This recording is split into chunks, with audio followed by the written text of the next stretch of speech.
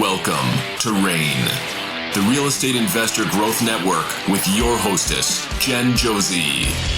Join like-minded real estate investors and accelerate your business towards greatness. You will hear step-by-step strategies for success, interviews with real estate rock stars, and we will dig deep into past projects where we bear it all, including the good, the bad, and some just plain ugly. So get excited. Here's the bestower of badassery herself, the real Jen Josie. Listener discretion is advised.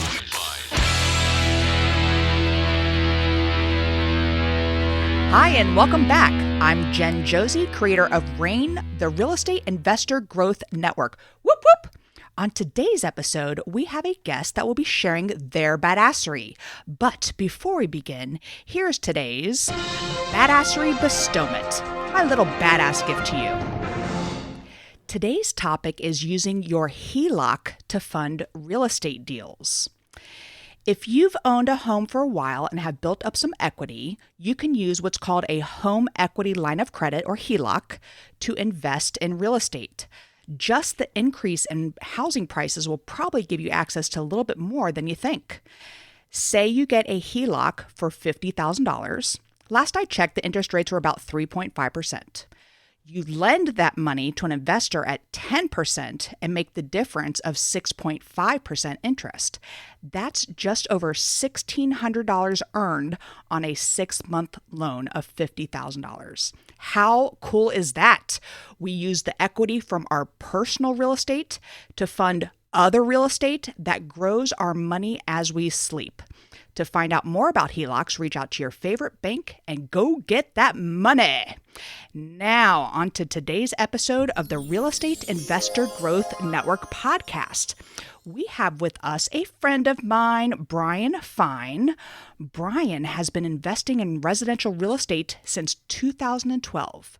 In that time, he's flipped over 100 retail single-family properties before converting to passive rental portfolios full-time.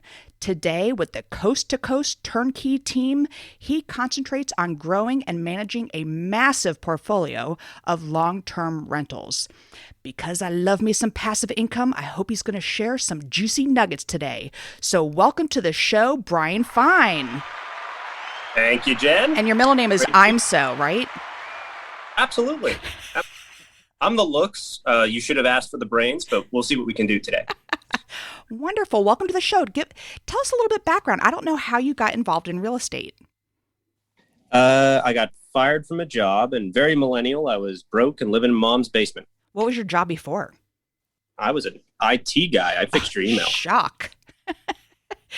When I first met you, actually probably the second or third time I met you, but you were speaking at a educational program and you were talking about working your entire business from your cell phone. And I was like, I must watch this. And you and I were already Facebook friends and you had your phone on the screen and I kept sending you messages that kept popping up on the screen. It was awesome. I love teasing you. But anyway, you are like the tech genius in my brain. So I'm super excited to hear about this portfolio rental stuff that you got going on. So, All right, you're living in your mom's basement. I'm sorry, I cut you off, but tell us how you got involved in real estate.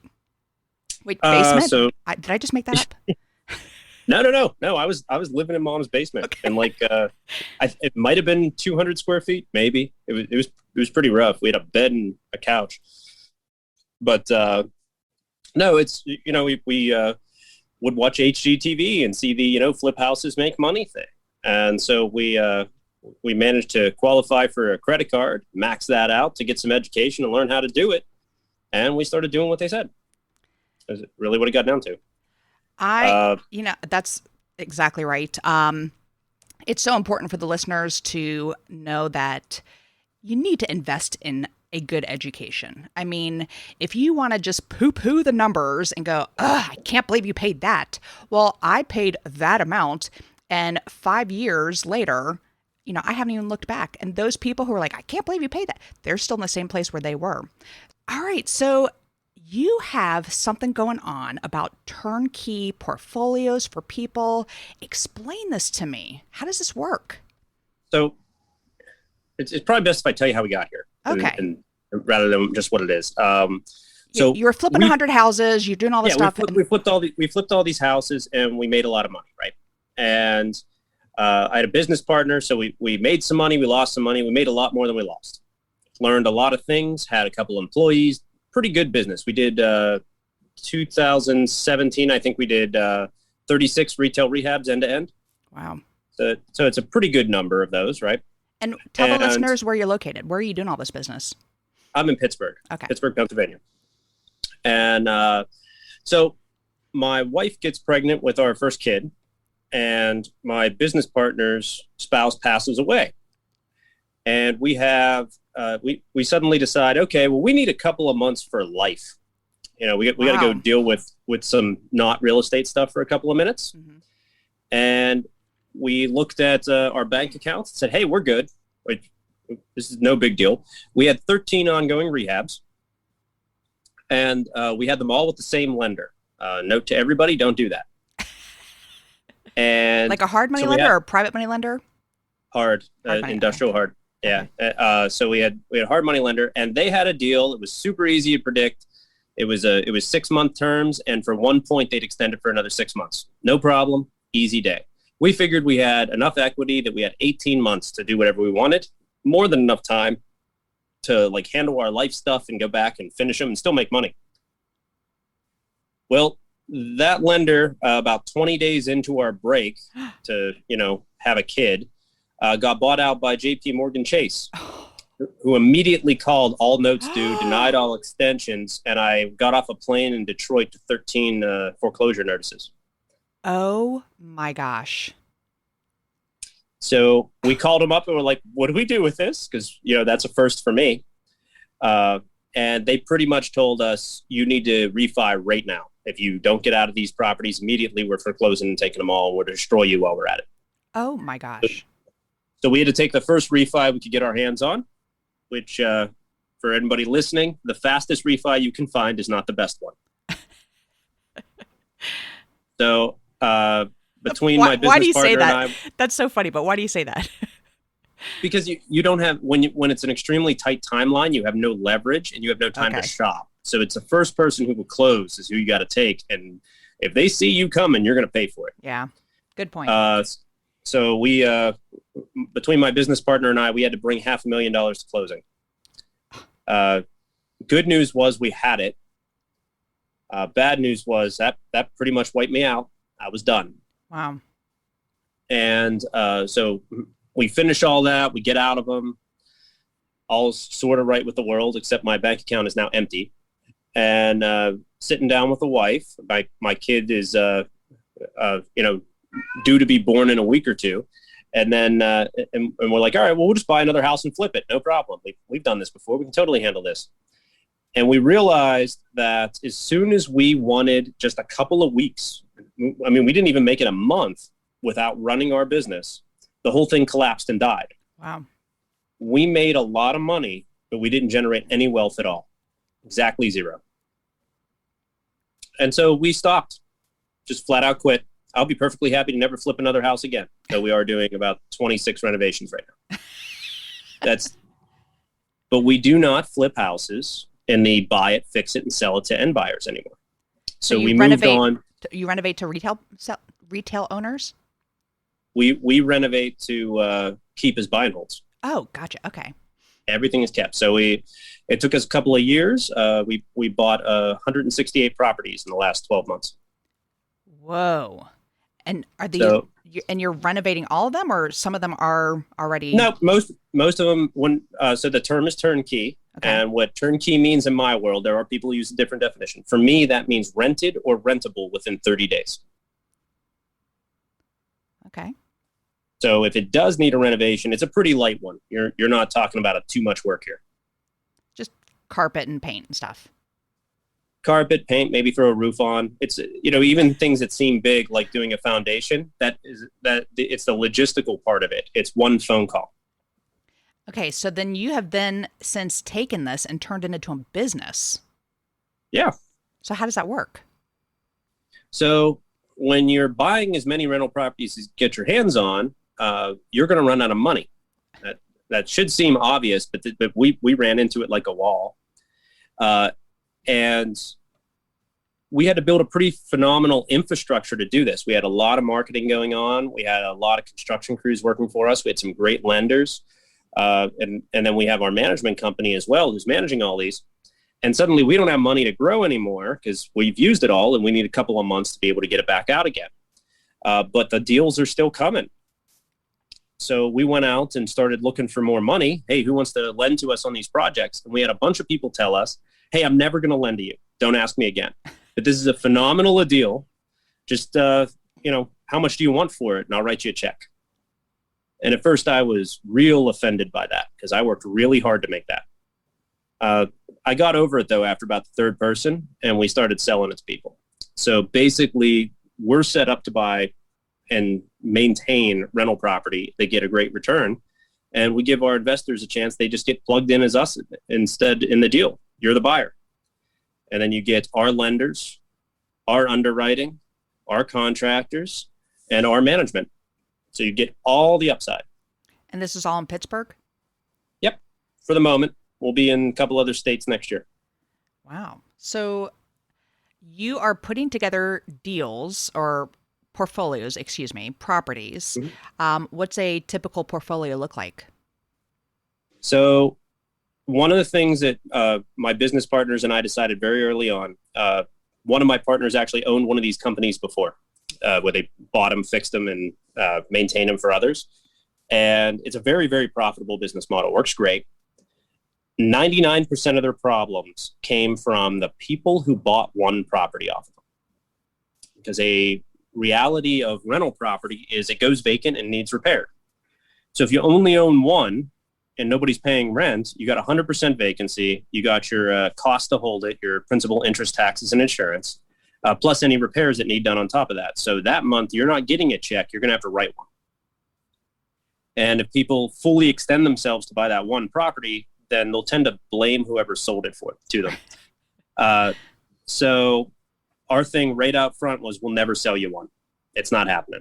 That's very smart, actually. The smallest number where the math begins to work, where we could have one property go vacant and have the other properties cover its holding cost, is 5 equivalent units. Okay. It's the very smallest. The math does not work great there, but it does work. It looks a lot better at 10, and it gets downright sexy at 100. So it's the more you have, the less risk you have, is what it gets down to. Awesome. I'm trying to wrap my brain around this because, we are buying single individual rental properties, and we actually just converted them into our portfolio, just 3 properties though. So now you got me concerned, but one of them is a short-term rental, which is absolutely covering the other 2, which is a little cash cow. So, hopefully that tweaks the numbers there a little bit. You made me nervous there for a second. So before the interview, I did say equivalent properties. Those are not equivalent. Oh, you have one that's with an extremely high cash flow that's offsetting the 2 that have a lower or negative cash flow. Well, thank you for clarifying that because I got a little bead of sweat on my forehead here.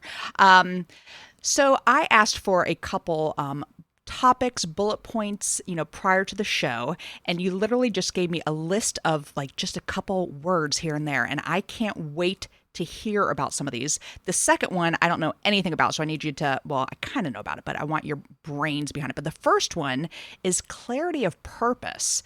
So why is this important to discuss? So if you want to be successful, not just in real estate, but basically anything, you got to be really clear about what you're doing. And if the analogy that one mentor used that I really appreciated was it's like digging a well. If you dig 100 wells to 2 feet, you're probably going to be thirsty. You have to dig one well until it generates some water, and then you can go to the next one. So if you're just getting into this business, you're trying to figure out what you want to do, be very clear about the outcome you desire. I think you said very fucking clear is what you said to me beforehand. Yes, be very fucking clear. If you want to go sit on a beach and have passive income all the time, then why the fuck are you wasting your time flipping houses? That is not going to get you there. It's not the game. It's not what we do. To get there, you have to buy rental property. So why are you doing anything that isn't buying rental property? Right. If your goal is to be a lender and be 100% passive, why are you doing anything that isn't lending money? And do not give me that bullshit excuse that you don't have any money to lend. There are solutions to that problem, but that's the one you work on. One is my bestowment, the HELOC. People don't even know that you can lend out of a HELOC. HELOCs are really fun. So are retirement accounts. Though, let me address that one for a second, because I am talking about retirement accounts, or rental property, rather. HELOCs are really good for short-term money. And short-term is sub 48 months usually. Most of the time, their terms are less than ideal for long-term hold. So if you want to pull equity out of your house and use it to buy rental property, you're probably better off doing a refinance instead. Very smart. Glad you said that. Talk about lending from your retirement account, though. Can you do that long-term? Yes. Yeah, you totally can. And actually, it's the easiest thing to lend out of long-term. Depending on your age, you're not going to need to access that money until 65 or 67 anyway. So you got some time there. So there's a reason that every bank in the world makes the majority of their money on 30-year mortgages. That is a really solid security to invest in. It's one of the best vehicles on the planet. So you have access to some version of that. You can go put your money in a deal and let it sit there. If it's a long-term rental property that somebody's going to hold for the next 20 or 30 years, just go let it sit there and generate you cash. You'll triple your money. It's crazy. And that's through a self-directed IRA, correct? Self-directed, solo. Yeah, you'll need checkbook control over it so you can wire some money. And the interest earned that's coming out, like money that you lend out of your self-directed IRA, interest earned that has to go back into your self-directed IRA. Am I correct in saying that? Yes. Okay. You can't, it basically consider the retirement its own entity. It has to do the investment and do all the benefiting from the investment. And that's actually why, while you can technically buy properties in your rental or retirement account, that is actually why in my organization, we discourage that a little bit. Okay. Because if there's any expenses associated with it, the retirement has to pay the expenses. You're not allowed to write a check to it. So if something goes wrong, your retirement has to have enough reserves to cover all of it. So even though you're going to be insured and everything, but you got to get there. Okay. And just a random question. Can you get a HELOC on rental properties? Yeah. Okay. Yeah, no problem. I've heard like mixed, feelings on that. Like, you're better off refinancing. Okay. It's cleaner. Do a cash out. Refinance it, cash it out, and then take that money and buy more properties. Yeah, because when you're talking about rental property, it's income producing, right? So the idea is that we just basically redo the mortgage on it, and the tenants are paying it down, not us. Right. So why bother with a dynamic line of credit that has a bunch of limits on it, and you have to go through underwriting where, like, hey, I want to use this to buy this, and there may be some process before you can pull that money out. Where if you just do a cash out refi, you get a check and you can do whatever you want with it. That right there, folks, is a juicy nugget. Thank you for sharing that one, Brian. That was awesome. All right. Number 2, I want to hear about this risk adjustment. Why'd you write this in here? What are we talking about? All rewards, all return on investment is risk adjusted. So you'll see if you ever see a rental property that's advertising like a 26% cash on cash return, in my world, I turn around and run. And that's assuming they're not lying. If that is a true number, I'm running like hell. Because to get a number like that, you're in the ghetto. You're a very, very low end property where the cash flow numbers work, but the people you would rent to are going to be extremely unstable financially and more likely to cause damage to the unit. So my reward is higher and my risk is up with it. Gotcha. On the other side of that spectrum, I can buy in Beverly Hills, right? But I'll pay so much money for that super high end, top of the line zip code that it's unlikely I'll be able to get cash flow out of it. So I just parked money there and it's going to stay there until I get around to selling it or refinancing. And is that zip code 90210? Probably. I don't know. Beverly Hills. Anyway. All right. So good. And so we usually target in the middle. Okay. We want middle class type property. You want to balance the risk and the reward. Right. If you only want to buy property, you only want to invest in assets that are new construction, your returns are going to suck. There's no risk of maintenance or anything. It's very, very low, but you had to pay so much to acquire the asset that now the resulting cash flow is going to be pretty nominal. And do you use the BRRRR strategy when acquiring these? Sometimes? Nope. Too slow. Gotcha. Okay. BRRRR is perfect. Everybody wants it, right? We buy the property, we do the equity improvement, we're going to renovate it, we rent it, and we refinance it. We have no money in the deal. We call that an infinite return. That is perfect. The problem is that the renovation and the refinance take time. So you're only going to be able to do so many of those at a time. It's limited logistically to where you can run your own renovation, which depending on where you live, there are places in this country we buy rental property and places we absolutely do not buy rental property. If you live in one of the ones where we don't, you can't do this because you'd have to do it remotely. Gotcha. And then you have the difficulty of how many of these could you do a year? 2, 3, 4, what? It takes some time. It depends on how much capital you can come up with. That's why we generally focus just on buying the portfolio. It's easier. It's already turnkey. Somebody else did the BRRRR, and now you're buying it. Got it. And there's no inherent limit to that. That's turnkey. So you have on here what everyone else does wrong when it comes to rentals. I can't wait to hear this because I'm still just dipping my toes in the rental pool here. So let's finish this middle section of bullet points by giving us some nuggetage here. What does everyone do wrong? Yeah. So I've already covered a couple of them. They buy them one at a time. That's real stupid. Okay. Because if something goes wrong, that one will go negative. It'll drag you down. It slows you down from the building. We tend to buy large amounts of them as fast as we can. That is much easier to stabilize, much easier to get a net return on. And if you made a mistake on one, it doesn't matter because the others will offset it. You'll be good. Liquidate an asset. Another mistake is, especially in today's real estate market, is being too picky. You want to I only want houses on a corner lot that's, have a white picket fence and everything else. Great. There aren't any. So you're not going to buy any property and you're going to sit there and die hungry. Right. So you got to take assets to cash flow. And then the risk adjusted return as well.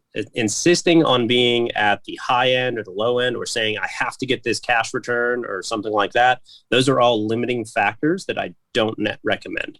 While most of my peers have been building their portfolio for 40 years, we're on 3 and we have 3 times the size that they ever have and more equity than that. So I was always taught to get at least $300 per door. So you're saying I just got to throw that out the window. Why would you do that? What if you could buy a door for $30,000? Do you still want $3,000 a door? Percentage wise, that's insane. 300 a door. And I hear kitty. Where's the kitty? You do hear a kitty. He's my office cat. Hi, office cat. Aw. He has something to say. So we prefer to deal with. I used to do that too. It's we used to try to get a couple $100 a door as a thing, but it doesn't hold up, especially in if you're doing like Section 8 level multifamily. It's a percentage that matters, and the market will tend to dictate that more than you. And do you like Section 8? As of 2020, March 15th ish, yes, quite a bit. Yeah, it's a guaranteed payday. People get scared. They think, they're in Section 8, but the government is paying their bills, and there are some things where they have to walk through. They do inspections. They do an inspection. Yep. Just see, the cat says yes, an inspection. Yep. So they do just the one inspection at the beginning, or do they do multiple ones throughout the? So it depends on your market because they're administered by the local housing authority. It's a federal program administered locally. Okay. In Pittsburgh, the way it's worked for the last decade or so is they did one inspection a year. The way it works now is they just backed off to 3 years. So it's pretty easy. Gotcha. They put out a thing that basically has their fair market rent, what they'll pay for it. In some zip codes, that can be higher than what we get free market. So if you focus on those areas, and if we have Section 8 rent and free market rent at the same number, Section 8's better. Yep. We have an extreme demand. People are screaming and beating down the door. There's waiting lists for these properties. So vacancy is not an issue. And you got guaranteed rent. Yep. I really don't know what else you could want from somebody. So it used to be that we used Section 8 to get a better return. That stopped in 2020, at least in my world. Okay. Now we get the same returns, but we get a guaranteed payday. So, yeah, we're cool with Section 8. So sticking to that for a second, how did March 15th of 2020 affect your rents coming in? Did you have a lot of people that had to go into forbearance? Is that the word? Is that the right word? Well, no, it's though they can apply for rental assistance. Rental assistance. Okay. We had a handful do that, which meant I had to, Oh, I'm sorry. The mortgage goes into forbearance. I was yeah. So your rent, they had a moratorium on eviction. So if people didn't pay us, we lost the one legal thing we could do to them, which is victim. Yep, kick them out. So we weren't allowed to take possession. That is ending basically July 1st here. So it's still an ongoing thing. Out of our entire portfolio, I have exactly one who took advantage of that the whole time, and just didn't pay us. And the hammer of karma is going to fall real hard there. But in general, most people paid, and the ones that couldn't pay abandoned the properties. They just left. Oh, wow. So it didn't make a huge difference to us. It did make it so that our cash flow was disrupted a little. We ended up getting the money, but it took a while. Gotcha. And then your last, do you have any more bullets for what people do that is wrong with rentals? Do you have anything else to add there? Because those are good. You have to, it kind of goes back to my clarity of purpose. Be clear of what your goal is, and then you have to achieve it as fast as possible. So it's not like, okay, I want to have $20,000 a month in passive income, and I can build that over the next 30 years. Because rental property gets a better return every year. Yes. You get to raise rent, you get to pay down. There's a lot of tax-free and tax-deferred type benefits to rental property. It's not just the cash flow. So you want to get into that as early as possible. I could buy an entire portfolio that today cash flows like $3,000 or $4,000, and in 20 years it'll cash flow 50. You got to get into it faster so you can take advantage of the appreciation. This market's crazy. It's the faster you can buy it, the better you're going to do. This is buying the dip for you guys who do stock market stuff. Buy a rental property today, or real estate, not even rental property, any real estate today, you're buying the dip. It's as low as it's going to be anytime soon. All right. And your last thing on here, it says to infinite returns and beyond. I got to know what that's about. To infinite returns and beyond. What does that mean? So our goal, so the outcome of a BRRRR, for example, is that you want to have no money in the deal and be making money. That's an infinite return, right? We create that with turnkey property. We use a bank to finance the portfolio. So they come in first position. You have to pay a down payment plus closing costs. You reach into your pocket, you pull out your cash begrudgingly, and you pay for the damn thing. And now congratulations, you're the owner of the portfolio. Once that portfolio is stabilized, 30 to 90 days in, we're going to go out to private lenders and say, hey, I got this portfolio that's already been underwritten by a bank doing a phenomenal job. I got great cash flow on it. You want a vehicle to put your retirement account in and get a great return for the next umpteen years. They tell me yes, and they stroke me a check for the entirety of my down payment plus closing costs, and now I'm at infinite return on my portfolio I just bought turnkey. That's a hell of a lot faster than a BRRRR. Did you hear my cha-ching? That was outstanding. That was so worth this entire podcast. That's infinite returns. That's how we do it. That is amazing. That's such an advanced business model and so fucking smart. Oh my gosh, I'm so impressed. Well, thank you. When we built our portfolio, it's how we did it. We came up with enough cash to do it once, right? I got to be able to get through the underwriter. I got to put my 25% down. I got to pay my closing costs. I got to do that without whining, bitching, or moaning. Get that done. But then I need my money back. So I put a private lender in who just wires it to me. I record the thing. It takes a day. It's not that hard. And now I got my cash back and I go do it again. That's how we buy property. The only delay between me using the money now is the amount of time it takes to close the transaction. Plus about a week. We got to make sure the deed gets recorded first before we do this. Right. Wow. So how do listeners, if they have a chunk of change sitting in their 401k, their self-directed IRA or in a savings account or whatever, how do they invest with you? You can hit us up on our website. It's coast-to-coast-turnkey.com, and that's with a 2, the number 2. Or you can text or call me at 412-212-6627. Nice. We'll set time to talk. But we have plenty of vehicles for for you guys who are looking to build massive portfolios. We don't want to work with people. I don't even have the inventory to work with people who want to buy one or two. We have a 12 to 16 week wait if you want a portfolio today, unless you're buying over $1 million. And then I might have apartment buildings within 8 weeks because I had a line for that too. So it depends on what you have available as far as capital goes, but we'll set people up. We're an ideal vehicle for people who want to build a big portfolio. If you're just trying to buy 2 or 3 properties, that's cool. In my world, we don't do free and clear.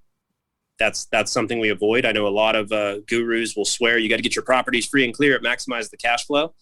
To me, it maximizes the risk. It's just stupid. Borrowed money is tax-free. And no matter what you're paying in terms to your lender, it's going to be less than you're paying the IRS. Also, free and clear property is a primary target for slip and fall lawsuits. Yep. And civil suits are actually tier 3 debts or tier 2. I forget the term. It's tier 1 is the government. They like eminent domain, tax lien kind of stuff. They get paid first. First lien mortgage is tier 2, and then civil suits against you is tier 3. So if I have a first position mortgage on my property, that equity is held in place by them and cannot be accessed in the event that I am sued. That, again, another great nugget. So impressive. Thank you for that. And by the way, you heard me do a badassery bestowment. Do you have a badassery bestowment you can share with the listeners? Be really, really ruthless with the quality of people you spend time with. I like that. If you are wasting your time or somebody is a Debbie Downer or a dream killer, fuck them. It's you simply have to have better things to do in your life. Go find anything better to do. Excellent. All right. So, Brian, I just appreciate everything that you shared there. I learned so much. So thank you. The second half of the podcast, I want my listeners to hear what makes you a badass. And I use the acronym BADASS. So the first letter is B, and that's book. What's a book that's made a huge difference in your life? Oh, God. I read every day. So, how about an easy one to read? Okay. Grant Cardone, a fairly famous real estate guru. Yep. He has a millionaire handbook. He wrote it himself. It's not ghost written. It's like 45 pages. It is phenomenal. It's Excellent. so good. Better so than good. 10X? Yeah. It's so you can have that for $7.99 or something, and he'll mail you the little booklet. As you just Google it, you'll find it. And but they'll also email you the PDF in like 5 minutes. But totally read it. It's so worth your time. That's probably 95% of the 10X program right there. Just Awesome. That little booklet. And then outside of that, again, there's hundreds of them. I'm a student of human psychology and behavior. So, but 48 Laws of Power by Robert Greene. If you never read that, that's a really solid life choice. I've never heard that one. I'll have to check that one out. Oh, you're going to love that one. Good. I love hearing that new has your books. name. Yeah, that's a real good one. Wonderful. All right. The first A in badass is advice. What's the best piece of advice you've ever received? I have a little card on my desk here that says it may not be your fault, but it could be your problem. And it's a reminder that as we build our businesses and build our lives, it's a leadership role, and essentially. So the best advice that I've ever gotten is take complete ownership of everything. I mean, if you screwed something up, going to the person who's about to yell at you for it and be like, "Wow, we could have totally done that better," will take all the wind out of their sails. They can't bitch anymore. Right. You get ahead of all that, and that's the essence of customer service. That's the essence of sales. It's how we deal with a team as well. So take extreme ownership. It doesn't matter if you did it wrong. Own it, and take full responsibility for fixing it. That changes everything. That's fantastic. All right, the D in badass is drive. What drives you to be successful? My dad used to say, nobody beats me. Nobody. So I think I pretty much grew up with the idea that whatever we're keeping score in, you have to win. So if I'm going to put my time into a thing, then I need to determine a metric by which I am good at that thing. So I've been doing martial arts half my life. I hold a fairly high rank in that because I've done it for a really long time. And in real estate, it translates to what's my net worth, which is a score that I keep a very close eye on. And everything I do either adds to that net worth or subtracts from it. So that goes back to the be ruthless with your time. If I spend time with people who are not great for me, my net worth will not improve from that relationship. So true. And you were mentioning when you got started in the passive income side of things that your wife was having a baby, and you all have 2 babies now, right? You make very cute babies. I'm not a huge fan of babies, but you do have some cute babies. I like to stalk your wife on Facebook. So, so that's got to be a drive for you as well, because you got a great family. Yeah, so they become another responsibility, right? I take extreme ownership for that, and I want to make sure that they grow up with a financial education I didn't get until I was an adult. Yep. And I'm not going to hand them my net worth. They don't get that. What they get is a head start and an education. Everything else I'm going to blow before I die. Love that. All right. The second A in badass is aspiration. I'm a big goal setter, so I can't wait to hear what is a goal you are currently working on. So my company, Coast to Coast, we're going to sell 1,000 doors in the next 12 months. Woo. And then I'll buy an additional 200 for ourselves. Wow. What's a physical goal? This whole pandemic, this whole quarantine, I've said I want to get to the point where I can do a split, something I've never been able to do physically before. And I haven't done shit with it. So I have the little training program and everything else. And I just need to, sit down and start doing it for my 8 minutes a day. All right. Well, this is not airing until July, so you have some time to work that up. So I may have to change the cover photo with you doing a split. I'm not sure it'll be that quick. I'm hoping to have it done by Christmas. And that's assuming I just don't, start drinking again and say hell with it. Speaking of, cheers. I know you have a beer in your hand. I'm drinking a beer. Cheers for a second. Let's take a gulp. Cheers. Good stuff. All right. There's a piece of advice. Learning does not need to be boring, and it also does not need to lack good drinks. That's a fabulous statement. Life is way too short to drink cheap booze, guys. Find a good drink and get into that. Yeah, I made my way into one of my favorite people. He was a coach in our area, and I bribed him with whiskey. So I know how to use it to my, for opportunity. So, all right, the first S in badass is systems. What systems do you have in place that help you to achieve success? I have a partnership. And all of my partners and I, what we all have in common is we've all come out of bad partnerships. So we're like a divorced bunch who all got together, right? And we all stay in our swim lane, and everybody is ridiculously good at what they do. They're absolute geniuses. So I don't need to worry about an entire aspects of my business. I just stay in my swim lane, and I trust the people that I'm partnered with. That is fantastic. Wow. And so how did you build that trust after being in bad partnerships? Because we all had first we all, let's say we dated for a year or two, just getting to know each other extremely well. Lots of alcohol. Excellent. As I mentioned, I'm a martial arts guy. I go to Japan a couple of months a year. And one of the things when you do business with the Japanese is they don't trust you if you don't drink. Because if you drink, you can't lie. Really? Yeah. So I get drunk with my partners because then we tell the truth. And if we still like each other drunk, well, then there's a lot we can go off of there. What lessons did we learn? And we're very, very clear, extreme clarity of purpose on what we're doing together and what our roles are together. And we can hold each other incredibly accountable. So that by itself is really, really powerful. The good old truth serum. It's good stuff. Yep. Excellent. All right. The final S in badass is success. What does success mean to you? Just having a higher score, being a little further ahead, and depending on whatever audience I'm at.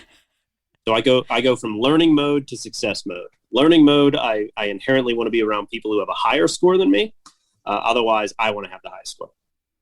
So, and that could be how much money did we make? How many deals did we do? How many asses can you kick? How many beers can you drink? I don't care.